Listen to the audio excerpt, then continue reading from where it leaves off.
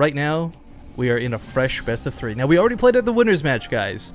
Normally, we do the losers match first and then the winners match. But due to time constraints for life, we had to swap those around. These guys were both kind enough to accommodate. So before we even get started here, big thank you to both puCK and Jaedong. But this is the losers match and the big one!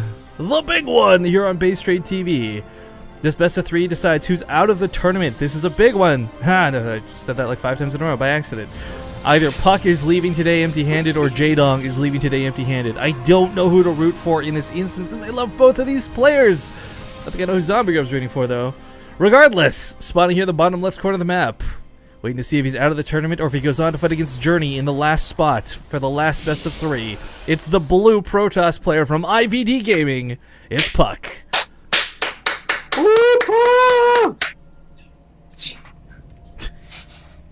In the upper right, the red Zerg. It is Evil Genius's Jaedong. Alright, so we haven't talked about this for a couple games, but real quick, guys, people have been asking, who's that guy in the background that's yelling? Who's the third person on the cast? That is James, aka the WCS America translator, aka at SC2 Mal. Guys, if you want questions you've always been burning in desire to ask Jaedong, but you've never been able to speak Korean, or you've never had contact for him, or he's ignored every tweet you've ever sent to him, Zombie Grub, then you guys can tweet Mal at SC2 Mal. It's simple, SC2 MAL. With any questions you have you'd like him to ask the players. We will try our best to get live interviews if possible after the series concludes, or after the group concludes, but on the off chance that these guys don't have a microphone, or maybe they don't want to, it's too late, or they're just exhausted, we can do text at the very least, and convey your questions and get you some answers, guys. So whether you want to know what Jaedong's stance is on, like, say, I am possibly disbanding, what his favorite animal is, maybe you want to know what puCK's favorite movie is, I don't know, from the weird to the serious, tweet at SC2Mal. He's also at it's McBTV or something in Twitch chat. It's like MCB, you know, like the rapper's stage name, like MC. No, man, Mick, like McDonald's. Yeah, that's but it's okay. But no, seriously, if you've got questions, guys, tweet it at him. We'll bring it up again in the last series of the day. But focusing on the match at hand, Jaedong. Yo, every time I've ever seen him play as ZvP, he's always looked really strong. There's no painting a different picture. puCK, I think, is in trouble. But if there's one guy who's been playing a little bit weird, maybe he can get his way back in with some cheese. I mean, Arthur, as an example, is one of the cheesiest Protoss players, and he's top of the Korean GM list frequently every season. So, cheese can get you far in Starcraft 2. It can get you really far against Jaedong, according to his WCS runs. Well, this season runs? Is WCS run. Well, this season is WCS run is simply consisted of a walkover, of course. Yeah, but you know what? It's this is the lowest he's ever been. Like, you know, last season if he lost, it didn't matter. He just went down to what he now played today. But if he played yesterday and lost, he was actually out of WCS. So like, it's kind he's still at the same point that he was last season and the season before that. Oh, you know what? So we've been joking around so much about like Jaedong always coming like second place in tournaments and stuff. Maybe this will be. How sick would that be if this was the one he takes first? Our tournament. That maybe makes me want to cheer for Jaedong. But then what if Journey wins his first big tournament and gets a team because of it? I know. I can't decide. I don't know. The rest of this group is so heart wrenching. I can't. There's 3 of us on the cast because I don't even. But seriously, actually, like cannon rushes, for some reason Jaedong has like a -10 weakness to it. I'm surprised puCK didn't try. All-ins, sometimes he holds them and it's just like, why did you try? Sometimes it's like, Jaedong, what is your decision making? It all depends on what Jaedong's here today. I don't know. Well, we'll snipe some first blood with that Ling.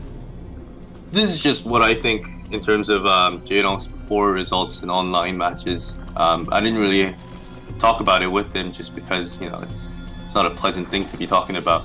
But there are some players that get super stressed about games being online, where there's just huge delay and the playing condition is just not right. So by looking at it and by analyzing, me and a couple of the other guys think that, you know, Jaedong does so poorly on the online portions of some of the tournaments is because of that pressure, that he feels that he needs to play greedy and macro up to eventually swarm over his opponent, and I think that's what's causing him in a lot of the games. Because some of the games that we see in offline, Jaedong is known for his aggressiveness. He's very aggressive players, but in WCS online, the challengers and stuff like that, he's very passive for some reason, and I think it's because of the delays. I always figured it was because that's certainly a good point. I always thought it was because there just wasn't a live crowd. Because like even like the one online, the one offline tournament that actually didn't have much of a crowd, it was hosted at the WCSC European scene, which was like, it could only fit like 15 people really, and there wasn't a big crowd. He also did not look that strong. I think he got pretty far, but it wasn't a very convincing performance. Whereas the big ones, when he gets up on the round of 8 versus Deer, suddenly it's like that's when Jaedong is in full force. Mm-hmm. Well, I like what Jaedong's doing this game already. Going mutas early like this, possibly. I mean, a lot of the times we see like the roaches and tech swap into the mutas, but with all these gases being taken so quickly and with that very fast layer, I can only imagine he's getting roaches to the potential defensive, with the mutas being the sort of the goal here. And what he's done is like a lot of scouting with these lings. I mean, we see him spread out all over the map, overseers, lings. I mean, he wants to make sure that there wasn't a 4-gate coming so he could afford to do this, or like an 8-gate coming so he could afford to do this. Right. We casted in the Hawks Invitational a similar game to this, you remember?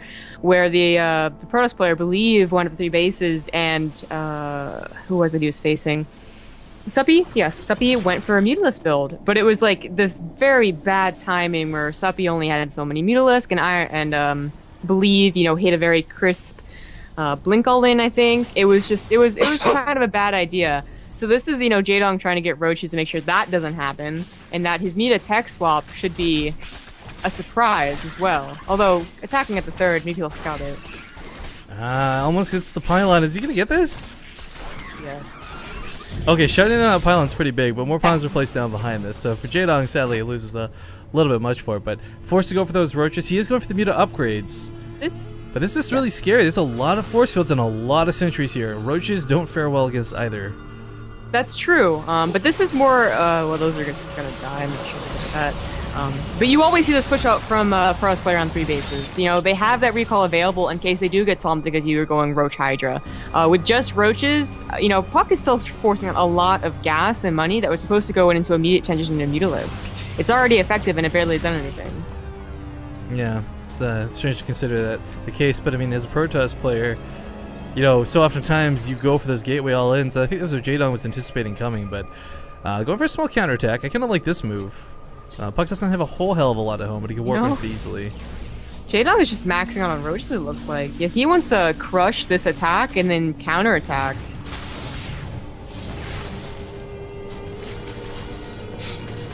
Well, the attack goes down. Lots of force fields as well. Actually pretty darn good force fields, and there's nothing really that can shoot over them, without any Hydralisks. Yeah, that is where he's really coming strong. I mean, you segment off the army, cool, whatever, but it's the fact that early on, Zerg there's no range. It's all melee. It's Zerglings, it's roaches, which are almost melee. It's just not a lot he can deal with to get over that wall. I'm a little worried. That Blink, it's not really an all-in, but Blink has finished. He has a lot of Blink Stalkers. They're kind of effective, especially with the force fields, against only roaches. Well, you gotta consider, too, I mean, the end goal here is like probably heavy gateway aggression plus 3 weapon Blink Stalkers. And we've seen that just wreck Hydralisk compositions, we've seen that wreck Roach compositions. I mean, quite frankly, Vipers tend to be one of the better ways to deal with it with mass blinding clouds, but I mean, right now, Jaedong's kind of in this position where he's going for a lot of links, he's going for a lot of roaches, but everything he has is kind of defeated by force fields. Tries to save the links. If he could have gotten it from behind with the roaches a little sooner, maybe could have picked up those sentries, but he still has more force fields. This could be dangerous, and plus a recall. So that could be, it is, and yeah, puCK will just get out of here alive. Jaedong does take a 4th while this is going on, though, so not for naught. He's not completely panicking and screwing everything up here. Just a very awkward couple of engagements so far. Yeah, if there's been some cases before where Jaedong gets stuck on roaches for way too long. It seems like his plan to go Mutas has effectively been... Oh, never mind. There's 14 Mutalisk. Okay. Well, I was hoping for any transition whatsoever. I haven't really got to use these today, but for the first time, we get to look at the income advantage graph, guys. And over the last, 10 minutes of the game, we can see Jaedong's had a very stark advantage as far as income goes. And really, that reflects into why he's able to max out so easily and go for what Zombie Grip just went out, 17 Mutas. Kind of insane off of 3 bases. puCK, of course, has just recently gotten a saturation up, but... Oh, his army's out of position. Unless you're, of course, too far behind. He can't do an instant recall.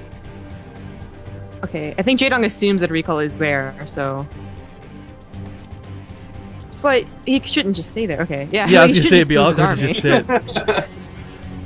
I like the Warp Prism out of puck. This is something we do see every PvZ at some point. Whoa, that Overlord farm. Jesus. I think he has coverage of that area. Yeah, I think he's gonna see a Warp Prism coming. Actually, you know what? He might not, because he'll fly through the Overlords. But Jaedong, okay, he's gonna go for the harass of the main with the mutas. There's but one cannon here to defend. Puck is getting to that point where he's almost maxed out, so he actually can't warp anything in defensively. But at the same time, this kind of allows him to have that army strength that allows him to do something like a base trade. Jaedong's throwing down hella spine claws here at the third, but they're not done yet. Puck has seen the Spire for a very long time, and yeah, it's a full-on base trade. Puck, I saw the Spire, but you know, he probably didn't think that JD was going to go ahead and continue with it, as it took him so long to transfer into it. This is just going to be weird, and it all depends on how much army can they take down, because it's never a case where they actually, you know, the last building. How fast is the DPS of each player? Yeah. And I kind of think, like, even though Puck's got that bonus versus armored, he does recall a good chunk of the Stalkers home. Oh, this could have been a really bad recall, because if he recalls half his army and the mutas and the roaches collapse in on it, exactly. obviously Jaedong wins. I think if Jaedong goes full offensive, he crushes these Stalkers and he can fall back home as a potential. Yeah, either one. He's losing a lot of home at the same time. You know, he doesn't have a lot of spine cars coming behind us. He's trying to re-get his Spire up. Yeah, this is a situation I didn't expect Puck to be in so comfortably, but even with this low Stalker count, and I say low very much he in air shouldn't take quotes. this. He should wait for his roaches. Yeah, There's that's no reason they're on the way. Media afraid that the Blink Stalkers actually escape. The Spire does go down, and he still has a lot of mutas, but yeah, he's not bleeding too many out of this. 13 mutas still standing. Only 11 have gone down. I mean, he's lost a lot of bases, and it's going to be hard to recover off that. But Jaedong ends up coming out here with a much larger army, and this is the detriment of Puck warping or recalling back home English at this point. I mean, Jaedong kept his fourth as well, so he's got another base up. We got the Warp Prism as well. That's going to be helpful because the DTs are looking to cause that extra bit of damage to help Puck win this game.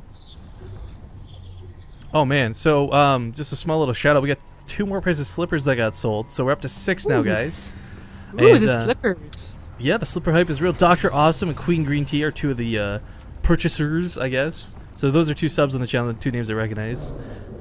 Big shout and love to you guys for the support. Once again, we get a very sizable portion of that goes towards more tournament funding. And the deal we wrote that we signed and on the dotted line and all that was specifically for more tournament funding. So it's pretty cool. No Overseer, no Spores. They will get that hatchery. That's gonna suck. This was a really important money base for Jaedong. A couple drones are actually gonna be sliced up here too, because Puck realizes he can afford to just pull off and do this. Jaedong's still got this really large standing army, and I kind of feel like if he was I didn't realize there was a DT there. He's just gonna sit and. Day 19. Need more than 3 Overseers. Where are they? Overseers, in the please. clump? Yeah, there's one in the clump. I don't know where the others are. Okay, now coming back. One with the mutas and one with the main army. Got it. Oh my god. Well, mutas are gonna come by here, looking for some probe kills. However, there's not any to really pick off. Puck actually has more probes than he has saturation, really, at the moment, because his main, of course, is pretty much mined out. True. So picking up probes is not that big of a deal right now. Jaedong is trying to reestablish his bases, and what should have been like a game-ending base trade, we see both players trying to recover the back end off of. And I gotta be honest, like the longer Jaedong waits, I feel like the worse it's gonna get for him, because Puck has superior upgrades, and that's gonna be a really hard thing to contend with. That's true, but nothing really, unless you have Phoenixes and Archons, like, if Jaedong is allowed to get as many mutas as he wants, no amount of Blink Stalkers will actually help, because, like, you can get, like, a 40 Cloud of Mutalisk plus any amount of Lings, and that almost always beats out the Stalkers, no matter what the upgrades are. Yeah, because Puck's been stuck on the Stalker composition. This is huge, though. Blink Stalkers rely so heavily on those level 3 weapon upgrades. That's a big snipe for Jaedong. He's gonna lose the mutas on the way back. Maybe? Trying so hard, escaping. Seriously, even though he's got Chrono Boost, denying that was huge. Trapped. Okay, Muta's coming in on the return, but he needs to blink out of this. All the sentries will die. The sentry's probably gonna go down if he focuses with the mutas. He's gonna do precisely that. Focuses with precision of a surgeon. Every single sentry taken out, but now these mutas have got to back up. Get the roaches involved with the fights. Yeah. Go. James. Up the ramp is so hard to tell. He's gonna take another position. You know, one that's less likely to have force fields. But he's picked up all the. To see what kind of unit composition. Oh yeah, he has a changing in there. I don't know. Oh, did he sneak one in? Yeah, there was one waiting near the army. Oh yeah, 2 up here. There you go. Nice. Yeah, but before that all happened, James was making a really good point about how Man, how did I Go, get that? go, puCK go. is really stuck on Blink Stalkers. He's finally starting to morph in some Archons, only because he has DTs, though. You know, Blink Stalkers are okay at dealing with the mutas. The Archons, of course, are going to be that ultimate one blast, watch 10 things die. But it's not going to be easy, because Jaedong, I don't think, is going to be the guy who clumps. You know, his control this game has actually been pretty fantastic, despite how awkward it's looked. I mean, force fields are hard to deal with. Even the best players don't play it perfectly against force fields. But the way he's been using his mutas, ducking in and out, I mean, his control of this game has looked pretty good. I don't think he's going to falter to the Archons. But I think Jaedong's playing too passively, though. I mean, he had changed things up. He just saw that. He did see that there's like 20, 30 stalkers just hanging on the ramp. Well, hang on. You're talking about passive. He's actually drawn the entire army away. Chase me, boys! Say the mutas as all of the roaches and lings get here to the natural. Curly mutas are cute, curly. Right? Wow. How do you know they're not girls? I think mutas are beautiful, quite frankly.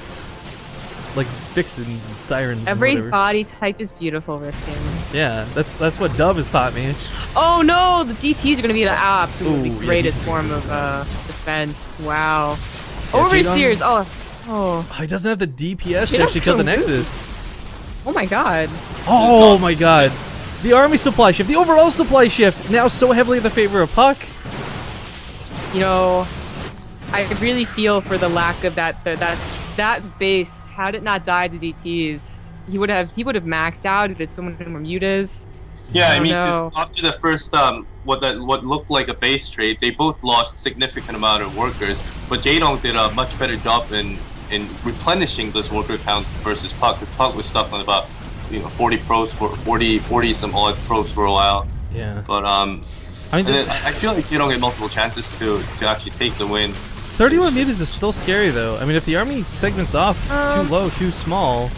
It's just There's always that possibility, which is why Jaedong is probably not going to leave this game. I don't know though. Yo, while this starts to fizzle out one way or the other, we of course he already donated $75 today, but feeling very generous. Another $20 donation coming from Mr. Boris Makarov. Love all this hype today. How about some more? Jaedong, please. Oh, These blade stalkers worms. kind of free. I mean, this is kind of what I meant, like picking off little bits at a time. But the difference is like, puCK's still got some production behind this. Jaedong is kind of stuck working with exactly what he has. He's lost everything. Oh my gosh.